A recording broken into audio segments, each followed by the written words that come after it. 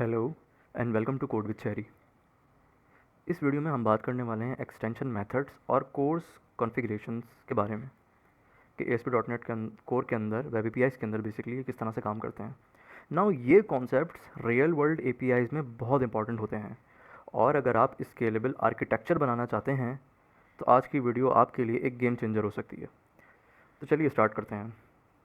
Now what is course?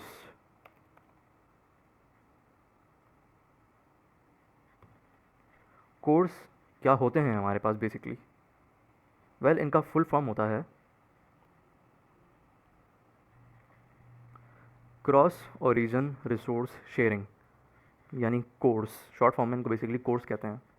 Now course का मतलब होता है, अगेन जैसे मैंने आपको बताया, क्रॉस ओरिजिन रिसोर्स शेयरिंग। ये बेसिकली कोर्स एक सिक्योरिटी फीचर है ब्राउज़र का जो कंट्रोल करता है कि आपकी वेब एपीआई पे कौन से डोमेन से रिक्वेस्ट भेजना अलाउ है या नहीं। देखिए, ऐसा नहीं हो सकता कि दुनिया में जितनी भी एप्लीकेशंस या वेब एप्लीकेशंस चल रही हैं उनके फ्रंट एंड मेरे एपीआई को हिट कर सकते हैं। नहीं, ये नहीं हो सकता। इस तरह से तो मेरी सिक्योरिटीज़ है वो कॉम्प्रोमाइज़ हो रही है। तो इस चीज़ से बचने के लिए हमारे पास एपीआईज में कॉन्सेप्ट होता है कोर्स, राइट। यानी कौन सा पर्टिकुलर फ्रंट एंड एक्सेस कर सकता है मेरे इस बैकएंड एपीआईज को। अब अगर फ्रंट एंड अलाउड है तो एपीआईज एक्सेस हो जाएंगी, वरना कोर्स का एरर ब्राउज़र में आ जाएगा फ्रंट एंड वाले की एप्लीकेशन के ब्राउज़र में। यानी 4-5 फ्रंट एंड की एप्लीकेशन हैं, सही है, उनमें से सिर्फ वही एपीआई एक्सेस कर सकते हैं जिनको मैंने एपीआईज के अंदर फ्रंट एंड को अलाउड कर रखा है। यानी जो फ्रंट एंड एक्सेस कर रहा है ना एपीआईज को, उसको मुझे मेरी एपीआईज के अंदर कोर्स में अलाउ करना है। अगर मैं अलाउ नहीं करूँगा तो फ्रंट एंड एक्सेस नहीं कर सकते। ये एक सिक्योरिटी का बहुत अच्छा फीचर है बेसिकली। अब इसकी एग्जांपल ये है कि लेट सपोज़ आपके पास ये मेरी बैकएंड एपीआईज हैं। इनका लेट सपोज़ डोमेन है myapi.com, सही है। और एक आपके पास लेट सपोज़ फ्रंट एंड का डोमेन है myfrontend.com। अब नाउ ये myfrontend.com बैकएंड के लिए इस एपीआई को हिट करने की कोशिश करेगा। तो जब फ्रंट एंड एपीआई कॉल करेगा तो उस वक्त कोर्स चेक होता है बेसिकली कि फ्रंट एंड या क्लाइंट के ओरिजिन या डोमेन अलाउड है या नहीं, यानी वो एक्सेस कर सकता है या नहीं हमारे इस एपीआई को। तो एपीआई में कोड लिखना पड़ता है जिससे फ्रंट एंड अलाउ होता है। ऐसा नहीं हो सकता कि फ्रंट एंड में कोड लिखें तो एपीआई अलाउ हो जाएगी। इस तरह तो कोई भी अपने फ्रंट एंड में कोड लिख देगा और एपीआई एक्सेस हो गई। नहीं, एपीआईज में कोड लिखा जाता है कि ये कि कोई पर्टिकुलर फ्रंट एंड अलाउड है या नहीं जो इन एपीआईज को एक्सेस कर सकता है या नहीं, राइट। इसी तरीके से HTTP मेथड होते हैं इन कोर्स के साथ, जो अभी हम देखेंगे, जैसे गेट, पुट, पोस्ट वगैरह बहुत टाइप के मेथड्स होते हैं। तो इनमें से क्या सारे टाइप के मेथड्स अलाउ हैं या कोई स्पेसिफिक मेथड अलाउड है, ये भी आपको कोड में देख सकते हैं। अब जो फ्रंट एंड बैक एंड को हिट कर रहा है, एपीआई को हिट कर रहा है, तो वो अपने रिक्वेस्ट हेडर्स में, यानी फ्रंट एंड के हेडर्स जो मेरे सर्वर पर रिसीव हो रहे हैं, वो भेज सकता है या नहीं, कोई स्पेसिफिक हेडर है जो अलाउ है या नहीं, या हेडर इटसेल्फ भी अलाउ है या नहीं। ये सारी सेटिंग्स यहाँ हम कर सकते हैं अपनी वेब एपीआईज में। अगर कॉन्फ़िगरेशंस ये ना हों तो ब्राउज़र बेसिकली एक एरर थ्रो करता है कोर्स पॉलिसी का, जिसमें लिखा आता है कि no access control allow origin header is present. इस हेडर का अच्छा, ये जो एरर है ना बेसिकली, ये सिर्फ और सिर्फ आपके फ्रंट एंड पे आता है, ये बैक एंड का नहीं है। उसकी रीज़न ये है कि जब फ्रंट एंड बैक एंड को एक्सेस कर रहा है और बैक एंड में कोर्स में फ्रंट एंड अलाउ नहीं है, तो फ्रंट एंड एरर थ्रो करेगा कि भाई जिस बैक एंड को आप एक्सेस कर रहे हैं उस बैक एंड को एक्सेस करने की इस पर्टिकुलर फ्रंट एंड को इजाज़त नहीं है, परमिशन नहीं है। वो परमिशन के लिए आपको बैकएंड एपीआईज में एक कोड लिखना पड़ता है, उससे फ्रंट एंड को परमिशन मिल जाती है कि वो इस एपीआई या इस बैकएंड को एक्सेस कर सकता है या नहीं। नाउ कोड जो है बाय डिफ़ॉल्ट ओपन नहीं होते, उन्हें ओपन करना पड़ता है एक कोड सर्विस रजिस्ट्रेशन और एक बिल्ट इन मिडिलवेयर कॉन्फ़िगरेशन के थ्रू। ये दो चीज़ें हैं, इनकी कॉन्फ़िगरेशन के थ्रू हमारे पास हमारी कोर्स पॉलिसी एक्टिवेट होती है।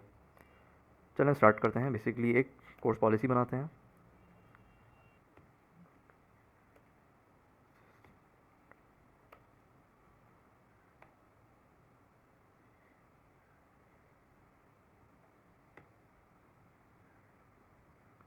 अब ये कोर्स में देखिए मेरे पास बेसिकली दो तरह के पैरामीटर्स हैं, ओवरलोड जिन्हें हम कह सकते हैं। एक में तो मेथड ही कुछ भी नहीं लेता, लेकिन दूसरा मेथड है, ये मेथड मेरे काम का, ये बेसिकली हमसे एक्शन डेलीगेट्स लेता है। देखिए, अगर आपको डेलीगेट्स नहीं पता तो आप मेरी सी शार्प की प्लेलिस्ट को रेफर कर सकते हैं, वहाँ पर ही आपको टॉपिक मिल जाएंगे, डेलीगेट्स, एक्शन डेलीगेट्स या प्रेडिकेट डेलीगेट्स या फंक डेलीगेट या कस्टम डेलीगेट अगर आप बनाना चाहें तो कैसे बनते हैं, या इटसेल्फ डेलीगेट क्या होते हैं, ये टॉपिक मैंने वहाँ कवर करें तो आपको वहाँ मिल जाएंगे। नाउ तो हम यूज़ कर लेते हैं एक्शन डेलीगेट का। बेसिकली ये कोर्स ऑप्शन का पैरामीटर लेता है और रिटर्न ये कुछ भी नहीं करेगा। तो मैं अभी एक डेलीगेट बना लेता हूँ इसका, ऑप्शंस लैम्डा एक्सप्रेशन, ये मेरे पास कोर्स ऑप्शन का पैरामीटर बन गया, कोर्स ऑप्शन टाइप का, राइट। अब इस ऑप्शन के अंदर मुझे एक पॉलिसी देनी है बेसिकली। मैं देता हूँ options dot add policy. Now अब अगर आप नोट कर रहे हैं तो ये पॉलिसी बेसिकली मुझसे दो तरह की चीज़ें लेती है। एक मेरी पॉलिसी का नाम, देखें जब आप कोई कोर्स पॉलिसी बनाते हैं ना, तब आपको उस पॉलिसी का नाम देना पड़ता है। क्यों देना पड़ता है मैं अभी आपको बताता हूँ ज़रा सी देर में। नाउ मैं एक नेम दे देता हूँ पॉलिसी का, लेट सपोज देता हूँ कोर्स पॉलिसी। सेकंड आर्गुमेंट, अब देखिए सेकंड आर्गुमेंट के दो बेसिकली ओवरलोड अवेलेबल हैं। एक तो कोर्स पॉलिसी टाइप का है, लेकिन एक दूसरा मुझे और नज़र आ रहा है जो कोर्स पॉलिसी बिल्डर है, जो एक्शन डेलीगेट लेता है। बेसिकली मैं पहला पैरामीटर इसलिए यूज़ नहीं कर सकता, वो जस्ट सिंपल पैरामीटर है, वो कॉन्फ़िगरेशन नहीं है। यूजुअली हमारे पास क्या होता है ASP.NET में कि जब हम कॉन्फ़िगरेशंस बनाते हैं ना, तो हमें एक वेरिएबल होता है, उसमें डॉट करते जाएंगे तो हमें बहुत सारी चीज़ें एक्सेस करनी होती हैं, राइट। एक पूरी कॉन्फ़िगरेशन लिखने के लिए ना .NET का मोस्टली तरीका यही रहा है कि वो डेलीगेट्स की तरफ जाते हैं। अब अगर मैं इस कोर्स पॉलिसी वेरिएबल को देखूँ ना, ये पॉलिसी वेरिएबल जिसकी टाइप कोर्स पॉलिसी है, ये डेलीगेट नहीं है। मैं इसका दूसरा पैरामीटर देख लेता हूँ, ये मुझे course policy builder type parameter मिलेगा, रिटर्न कुछ नहीं करेगा और ये एक एक्शन डेलीगेट है, यानी मैं इसके अंदर कॉन्फ़िगरेशन दे सकता हूँ, पॉलिसी कॉन्फ़िगर कर सकता हूँ बेसिकली। तो मैं यही दे देता हूँ, ठीक है, बिल्डर। अगेन बॉडी ओपन कर लूँगा, रिटर्न कुछ नहीं होगा क्योंकि ये रिटर्न नहीं करते कुछ। ना अब मैंने एक पॉलिसी बनाई कोर्स की, उसको कुछ नाम दे दिया मैंने, ठीक है। ये सारी चीज़ें मैं पूरी कोर्स रजिस्टर कर रहा हूँ, यानी एक कोर्स के अंदर मल्टीपल पॉलिसीज़ रजिस्टर की जा सकती हैं। तो मैं अभी जस्ट एक सिंगल कर रहा हूँ। अब मुझे बेसिकली मैंने आपको बताया था कि मुझे बताना है यानी कि ये बैकएंड एपीआईज़ को कौन सा फ्रंट एंड एक्सेस कर सकता है। तो फॉर द टाइमिंग मैं कह सकता हूँ कि दुनिया में जितने भी फ्रंट एंड हैं वो सब मेरी एपीआईज़ को एक्सेस कर सकते हैं, क्योंकि बाय डिफ़ॉल्ट कोर्स एक्टिवेट नहीं होते, उनको एक्टिवेट करना पड़ता है। तो मैं एक्टिवेट कर लेता हूँ बेसिकली। ना मैं लिखता हूँ बिल्डर डॉट अलाउ ओरिजिन।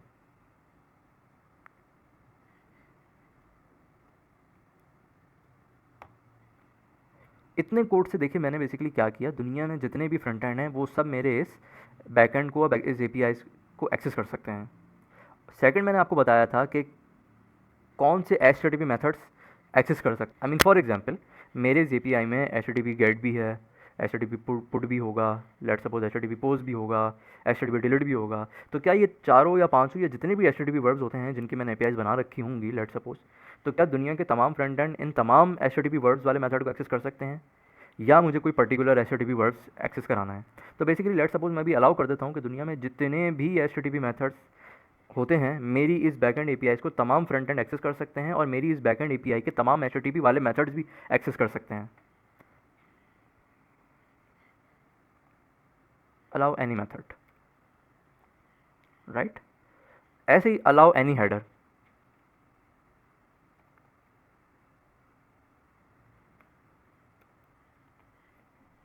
तो बेसिकली मैंने एक कोर्स पॉलिसी रजिस्टर कर दी, राइट। लेकिन ये कोर्स पॉलिसी अभी एक्टिवेटेड नहीं है, क्योंकि मैंने आपको बताया था कोर्स पॉलिसी बेसिकली दो चीज़ों से चलती है। एक कोर्स की सर्विस रजिस्टर होती है और उसके अंदर जो पॉलिसी बनती है उसका एक अलग नाम होता है। इस नाम को एक मिडिलवेयर पाइपलाइन में, एक मिडिलवेयर के बिल्ट इन मेथड में देना पड़ता है, उससे आपका ये एक्टिवेट हो जाता है, राइट। इसको कॉपी कर लेता हूँ, कोर्स में एक्टिवेट कर लेता हूँ।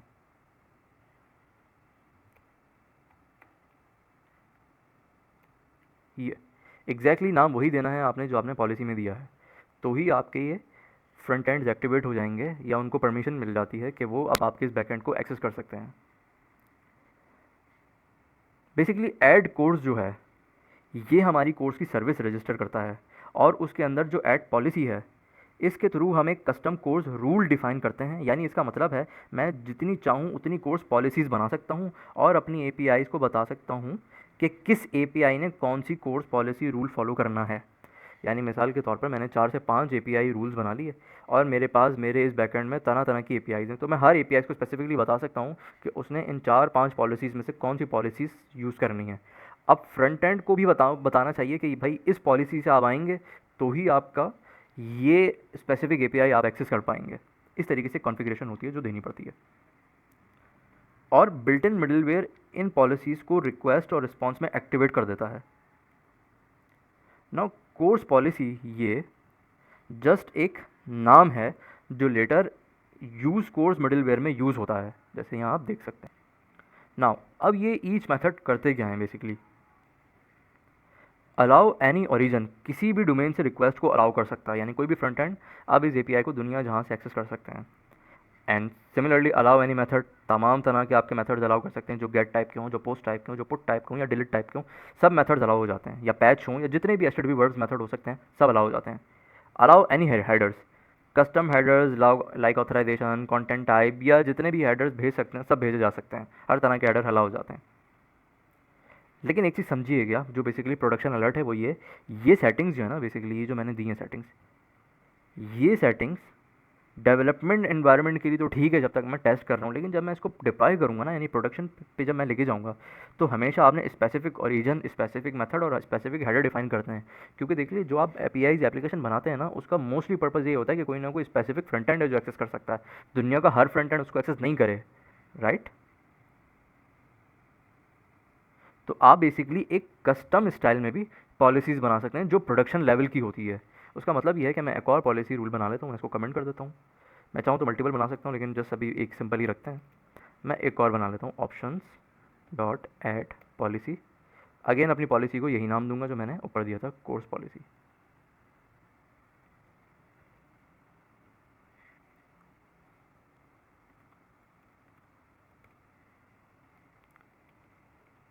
ठीक है। नाउ अब लेट सपोज कि अब मुझे कोई स्पेसिफिक यूआरएल देना है, तो मैं लिखूँगा कि भाई बिल्डर डॉट कस्टम मुझे अब देना है ओरिजन। अब तमाम ओरिजन अलाउ नहीं है, यानी तमाम फ्रंट एंड अलाउ नहीं है, कोई स्पेसिफिक फ्रंट एंड ही होगा जो मेरी इस एपीआई को एक्सेस कर सकता है। तो बेसिकली मैं यूज़ कर लूँगा विद ओरिजन। ये आप मुझसे देख रहे हैं एक एरे ले रहा है ओरिजिन्स का, एक सिंगल पैरामीटर है जो एज एन पैरम्स ले सकता है। अगर आपको अगेन पैरम्स नहीं पता तो आप मेरी सी शार्प प्लेलिस्ट देख सकते हैं कि पैरम्स क्या होते हैं, किस तरह से काम करते हैं, राइट। तो मैं बेसिकली इसमें एक कस्टम यूआरएल दे देता हूँ जो अभी एक्चुअल है तो नहीं, लेकिन जस्ट फॉर द टाइमिंग आपको टेस्टिंग के लिए दिखा देता हूँ कि इसमें यूआरएल दे सकते हैं, लाइव यूआरएल देंगे आप अपने फ्रंट एंड के। तो let suppose for the testing purpose मैं यूआरएल दे देता हूँ https://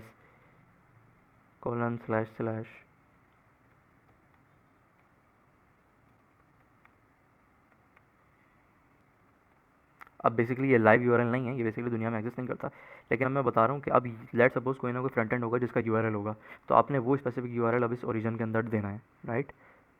और क्योंकि पैरम्स है तो आप मल्टीपल 2-3 और यूआरएल्स भी यहाँ देख सकते हैं, कोई इशू नहीं है। सिमिलर वे में आप अपना हेडर भी जो है वो कंसाइज और प्रिसाइज कर सकते हैं, यानी स्पेसिफिक हो जाए आपका हेडर और इवन आपका मेथड। तो पहले मेथड को हम प्रिसाइज कर लेते हैं कि हमारे ये फ्रंट एंड, यानी ये फ्रंट एंड इस पूरी एपीआई में सिर्फ 2 ही तरह के मेथड को एक्सेस कर सकता है जो गेट और पोस्ट टाइप के होंगे।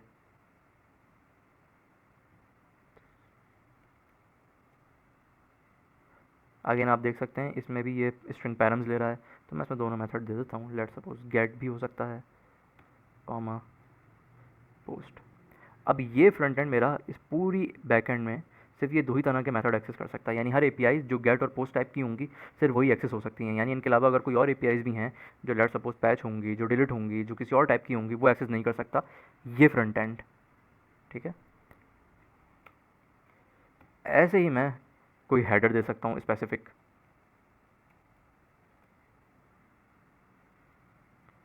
यानी अब ये बैकएंड या तो कोई कस्टम हेडर ले सकता है या कोई स्पेसिफिक नाम का हेडर ले सकता है, एक्सेप्ट या कंटेंट टाइप। अब ये 3 तरह के हेडर्स हैं जो अलाउड हैं, यानी इस एप्लीकेशन पे ये फ्रंट एंड जब भी अपने रिक्वेस्ट से कोई हेडर भेजेगा तो वो इन तीनों में से कोई एक होने चाहिए, तीनों होने चाहिए। इसके अलावा कोई और टाइप का अगर हेडर होगा तो वो हमारी एप्लीकेशन उसको एंटरटेन नहीं करेगी, बेसिकली उसको रिजेक्ट कर देगी, ठीक है। बेसिकली देखें ये प्रोडक्शन स्टाइल है, यानी इसमें आप स्पेसिफिक चीज़ें देंगे। नाउ एक और चीज़ जिसका मैंने शायद लास्ट वीडियो में भी थोड़ा सा टॉपिक डिस्कस किया था, लेकिन थोड़ा ब्रीफली किया था, आज थोड़ा उसका प्रैक्टिकल देख लेते हैं हम। आई सर्विस कलेक्शन क्या होता है? देखिए, अगर मैं सर्विसेज पे के वेरिएबल पे जो बिल्डर से निकल रहा है इस टाइप पे अगर होवर करूँ तो आप इसकी टाइप देख सकते हैं, ये है आई सर्विस कलेक्शन। ये एक बिल्ट इन इंटरफेस है जो डॉट नेट डिपेंडेंसी इंजेक्शन या डी कंटेनर जिसे हम कहते हैं इसका पार्ट है। नाउ इसके ज़रिए से हम सर्विसेज रजिस्टर कर सकते हैं, ठीक है। देखें, अभी आप कंट्रोलर्स आप देख सकते हैं वो भी इसी सर्विसेज के थ्रू रजिस्टर हो रहा है।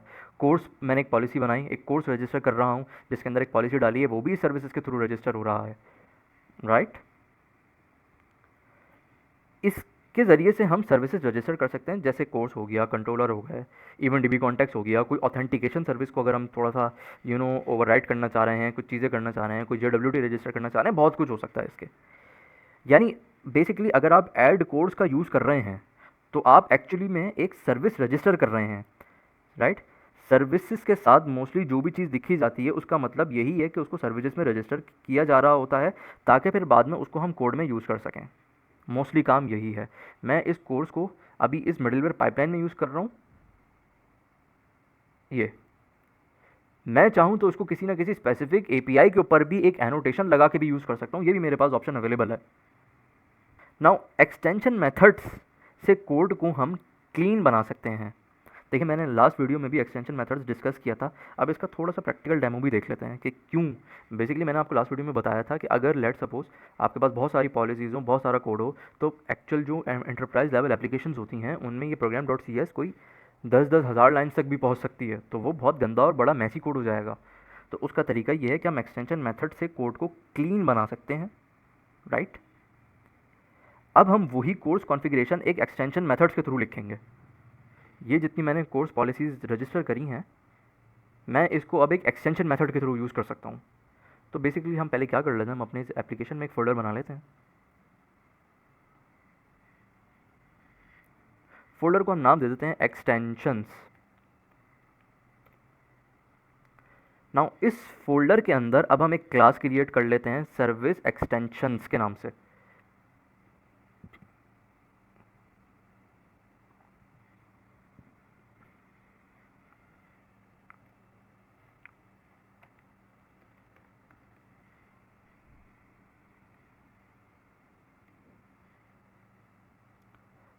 देखिए, बेसिकली एक्सटेंशन मेथड जो है ना, एक सी शार्प का फीचर है।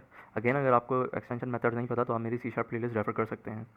नाउ इसको सबसे पहले हम स्टैटिक मार्क कर लेते हैं, क्योंकि एक्सटेंशन मेथड दरअसल एक्सटेंशन होते हैं, वो इंस्टेंस नहीं होते, और एक्सटेंशन बनते ही स्टैटिक की मदद से हैं, क्योंकि हर बार इनकी न्यू मेमोरी नहीं होगी। ये हम जिस टाइप के आगे डॉट लगाएंगे ना, ये उनकी मेमोरी यूज़ कर लेंगे इस वक्त, राइट। तो मैं एक एक्सटेंशन मेथड बना लेता हूँ, पब्लिक स्टैटिक वॉइड टाइप कर लेते हैं, मुझे कुछ रिटर्न नहीं कराना। मैं नाम रख लेता हूँ इसका कॉन्फ़िगरेशन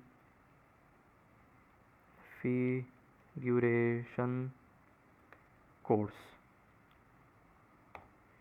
अच्छा, अब मुझे बेसिकली इस सर्विस का एक्सटेंशन मेथड बनाना है, तो मुझे इसकी टाइप देखनी है। इसकी टाइप है आई सर्विस कलेक्शन, तो मैं एग्जैक्टली इसी टाइप का यूज़ करूँगा। मैं यहाँ लिखूँगा दिस आई सर्विस कलेक्शन और नाम दूंगा मैं इसको सर्विसेज,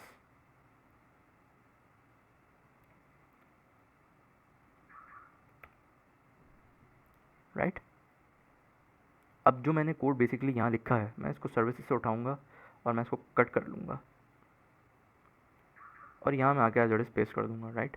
मेरा वेरिएबल है सर्विसेज, तो मैं इसको कॉपी कर लेता हूँ और यहाँ पेस्ट कर देता हूँ। इसको थोड़ा क्लीन कर लेते हैं। नाउ अब आप देख रहे हैं कि मेरा एक एक्सटेंशन मेथड रेडी हो गया। अब बेसिकली मैं इतना कोड जो मैं लिख रहा था, ऐड कोर्स वगैरह, वो कॉन्फ़िगरेशन, मैं जस्ट इस मेथड को कॉपी करूँगा, कॉन्फ़िगर कोर्स, और यहाँ पेस्ट कर दूँ और यहाँ सर्विसेज डॉट कॉन्फ़िगर कोर्स यहाँ यूज़ कर लूँगा। अब मेरे पास नेम नहीं आ रहा, तो बेसिकली वो एक स्पेसिफिक नेम स्पेस के अंदर है, एक्सटेंशन नामी फ़ोल्डर के अंदर है, वही मेरा नेम स्पेस है। उसको इंपोर्ट कर लूँगा, तो आप देख सकते हैं ऊपर मेरा ये नेम स्पेस इंपोर्ट हो गया है। इसी नेम स्पेस के अंदर मैंने ये मेरा कस्टम एक्सटेंशन मेथड्स बना रखा है। अब आप नोट कर रहे हैं मैं यहाँ पर जितनी चाहूँ पॉलिसीज़ दे सकता हूँ, और वहाँ पर ये सारी पॉलिसीज़ रजिस्टर्ड हैं। इससे मेरा कोड कंसाइज और क्लीन वे में काम करेगा basically. Now why use extension methods, right. Code जो है वो स्कैटर्ड हो जाता है प्रोग्राम डॉट सी एस में, यानी बड़ा फैली और मैसी कंडीशन होती है, यानी सारा कोड जो है बेसिकली एक जगह लिखने से बड़ा गंदा और कचरा हो जाता है, रीयूजेबल नहीं हो पाता, डिफ़िकल्ट हो जाता है मेंटेन करना। हाँ, विद एक्सटेंशन मेथड से होता ही है कि हमारा कोड क्लीन हो जाता है, मॉड्यूलर हो जाता है, रीयूजेबल हो जाता है। हम इसको मल्टीपल प्रोजेक्ट्स में यूज़ कर सकते हैं। अगर मैं इवन कोई क्लास लाइब्रेरी बनाऊँ ना मेरे पास, अगर ऐसे ये कोई माइक्रो सर्विसेज टाइप प्रोजेक्ट होता है जिसमें मल्टीपल एपीआईज़ के प्रोजेक्ट होते हैं, तो मैं उनमें भी इन एक्सटेंशन मेथड्स को बहुत आराम से यूज़ कर सकता था। जस्ट मुझे हर जगह ये एक इतना सा कोड कॉल कराना होता और मेरा चल पड़ता बेसिकली। तो रीयूजेबल हो जाता है मल्टीपल प्रोजेक्ट्स में, ईजी टू मेंटेन हो जाता है लार्ज एप्लीकेशंस में। नाउ एक्सटेंशन मेथड बेसिकली आपके आर्किटेक्चर को मॉड्यूलर बनाते हैं, यानी बेहतर बनाते हैं, और कोड जैसे फीचर को इजीली मैनेज करने में हेल्प करते हैं। और ये सिर्फ मैंने अभी कोर्स किया है, इस सर्विसेज को एक्सटेंड करने से, मतलब मैं अगर डॉट करूँगा ना, आप नोट करें यहाँ पे, तो सर्विसेज के अंदर जितनी चीज़ें ना मेरे पास सब अवेलेबल हैं, यानी मैं सबके एक्सटेंशन मेथड्स, मतलब यहाँ सारा कोड लिख लूँगा, मेरी प्रोग्राम डॉट सी एस गंदी नहीं होगी बेसिकली। यानी मैं मल्टीपल एक्सटेंशन फाइल्स बना के उन पर काम करके वहाँ अपने प्रोग्राम डॉट सी एस में एक्सटेंशन से कॉल सर्विसेज से कॉल करा लूँगा, वो हो जाएंगी रजिस्टर्ड, राइट। ये concept basically her serious enterprise A S P dot net core project में यूज़ होता है। यही अप्रोच आपके माइक्रो सर्विसेज में, clean architecture, vertical slice architecture में, और बहुत सारे आर्किटेक्चर्स में, डिज़ाइन पैटर्न्स में, यही बड़े बड़े प्रोजेक्ट्स में यही अप्रोच फॉलो होती है। तो बेसिकली आई होप आपको ये टॉपिक समझ में आया होगा। देखें, अभी तक हम अपनी एप्लीकेशन रन नहीं कर रहे क्योंकि हम अभी तक जो है ना वो ज़रा कॉन्फ़िगरेशन सीख रहे हैं। हम जैसे ही ये कॉन्फ़िगरेशन सीख जाएंगे तो हम फिर एपीआईज़ बनानी स्टार्ट करेंगे, जिनको हम फर्स्ट स्टार्टिंग में हम पोस्टमैन के थ्रू टेस्ट करेंगे, और उसके बाद जब हम स्वैगर इनेबल कर लेंगे तो फिर हम अपने ब्राउज़र के थ्रू उनको टेस्ट करना शुरू कर लेंगे। तो आई होप आपको ये टॉपिक समझ में आया होगा। मिलते हैं नेक्स्ट वीडियो में एक और नए टॉपिक के साथ। पीस।